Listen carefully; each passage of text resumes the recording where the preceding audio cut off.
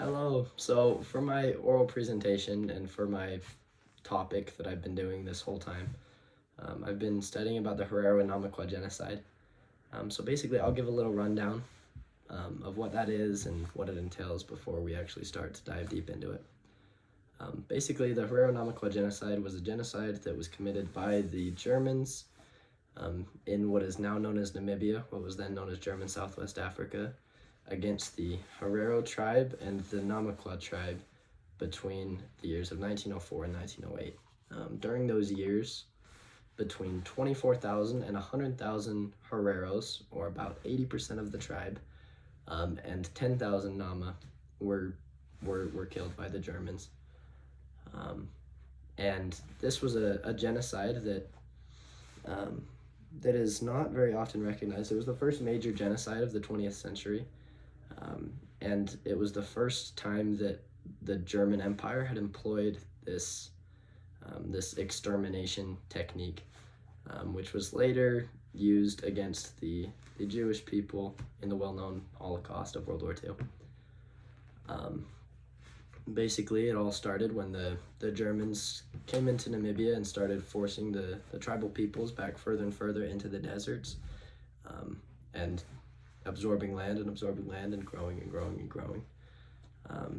And especially with the Hereros and Namas, there was a lot of mistreatment of the tribal peoples by these Germans. They would come in and they would steal away women to use for concubinage and other sexual slavery and stuff like that.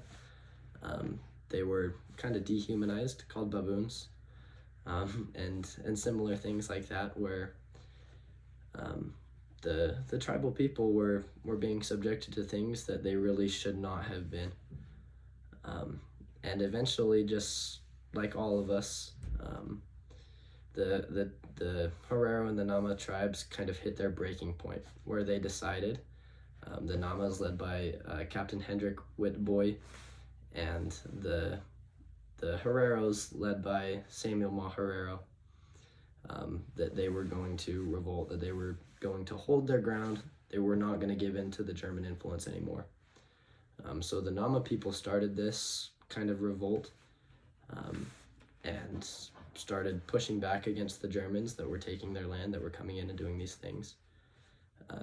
And they were later joined by the Hereros.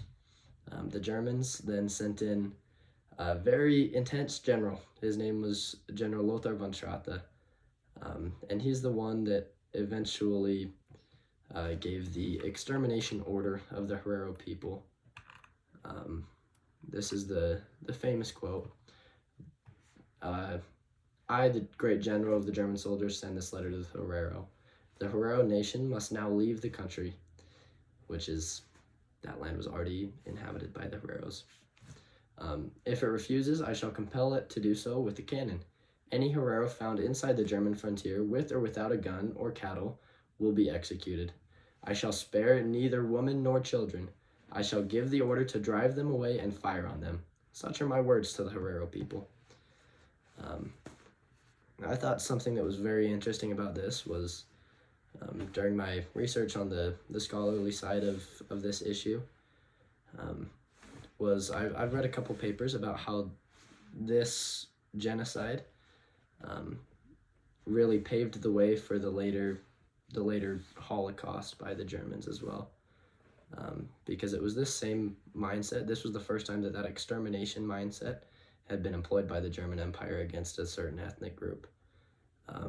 And as well, there was a lot of other similarities as well. Before the Hereros were later driven into their desert and died of dehydration and starvation and whatnot, before they attempted to flee to Botswana and anywhere else. The Hereros that were captured were sent to different concentration extermination camps, labor camps, much like Auschwitz-Birkenau and all of these other extermination camps that were employed by the Germans during the Holocaust.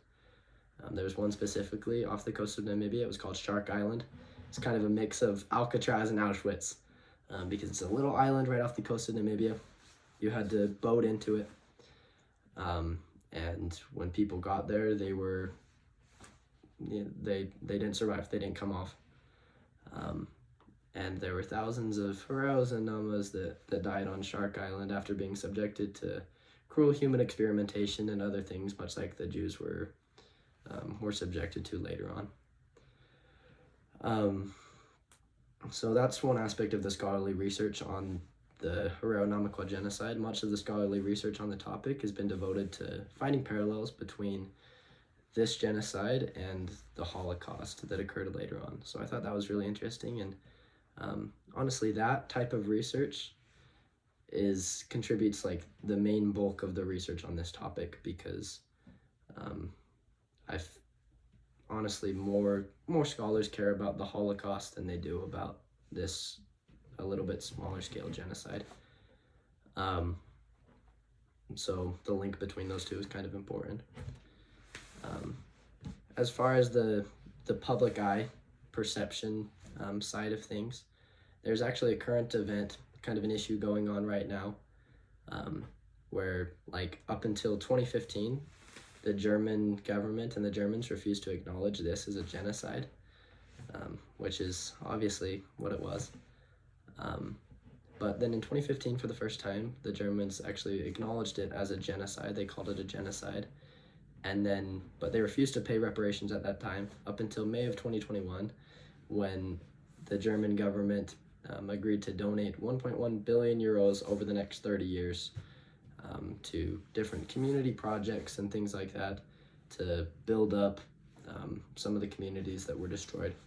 However, it's controversial because first off, the Germans refused to call it they refused to call it reparations, which is just semantics, but to the Herero people, that's very important, because just this donation, they feel it kind of diminishes the importance and the significance of this genocide. And second off, they feel like they deserve more reparations than just $1.1 billion spread across 30 years going to random little community service. Many of the Herero people, because their ancestral lands were taken, the remaining Hereros, many are living just in shacks around Windhoek, around the capital city, or just scattered throughout random places. Whereas the bigger tribes, like the Vambo tribe, the Oshiwambo people, the Vambos make up over 50% of the population of Namibia. And most of them live up in the north in a region that's commonly known as Vambo land, because all the Vambos live there. But the Hereros, because they lived in kind of the center of Namibia where the Germans came in and took over, many of them don't really have a homeland. They don't have a gathering place like the Vambos do. So because of that, they want land and they want houses. They don't just want money to random community service things. So that's a current event, and that's been in the news a lot in Namibia lately. Is just there's kind of those warring perspectives of the Germans wanting to think, okay, like this is enough, and then the Hereros being like, no, this is definitely not enough. I thought something that was interesting as well for the final little section of my research was the film project. And there's actually not any films that I could find about the Herero Nama genocide because there's just not a lot about it. But I watched a couple of other films, and one of them was a film called Zulu. It was in 1964, and it's about the Anglo-Zulu Wars in the late 1800s. And it's considered a classic film. It's an old film, but it's about the British Army. When they come in, it paints the picture of the Zulus attacking, and there's like 4,000 Zulus that are attacking, and they're held off by 150 brave British, and all this type of thing. Which the film does a good job at humanizing the Zulus. It does not dehumanize them, which is definitely a plus. But the problem is it kind of it's definitely written from a British perspective. It paints these 150 as brave men defending Britain and all these things, when in reality, the British at that time, the Zulus were attacking the British fort, but at the same time, the British fort was on originally Zulu land. So I thought that was pretty interesting. I'm actually out of time, but overall, I thought that film had a big kind of comparison, and it was interesting to think about that. That's probably a similar perspective on how most Europeans, and especially most Germans, would view the Herero Nama genocide. Would be in a similar sort of light. The Anglo-Zulu situation is similar to the German Herero situation, although the Germans did end up having that genocidal type of situation with the Hereros and the Namas. Overall, I think that more people should learn about the Herero Nama genocide. It's a very important event, and it paved the way for the Holocaust later on, which is something that we all know a lot about. So there's my presentation.